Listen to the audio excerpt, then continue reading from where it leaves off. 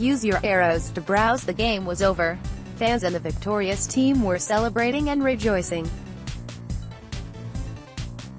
One thought the won a national championship, the other a berth in the national championship game. No one can relate to the Auburn fan base more than Miami Hurricanes fans.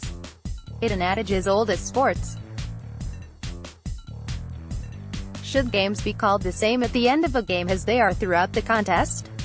It's a nearly unwinnable argument. It usually depends on which side of the call your team is on. Miami Hurricanes fans will always be upset with the call that arguably cost their team a 2003 national championship. A 2013 article by Amy Daughters of the Bleacher Report perfectly summed up the controversial call that went against the Hurricanes on that desert night in the 2003 Fiesta Bowl. A questionable call that ended a dynasty. Miami vs. Ohio State 2003 Fiesta Bowl. The Hurricanes needed a Todd Severs field goal on the last play of regulation to send the game to overtime. Miami took the lead in overtime after having the ball first. On 4th and 3. Ohio State quarterback Craig Kensell's pass to Buckeyes receiver Chris Gamble seemed to fall harmlessly incomplete. The side judge signaled incomplete, and that was seemingly the end of the national championship game, crowning Miami for the second year in a row.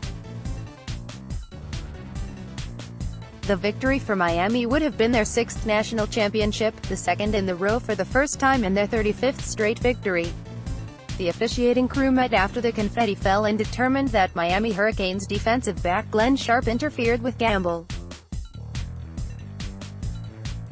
The over-the-air call on the broadcast featured one of legendary college football announcer Keith Jackson's most well-known comments: "Hold the phone." Ohio State received a new set of downs and would tie the game to send it to a second overtime.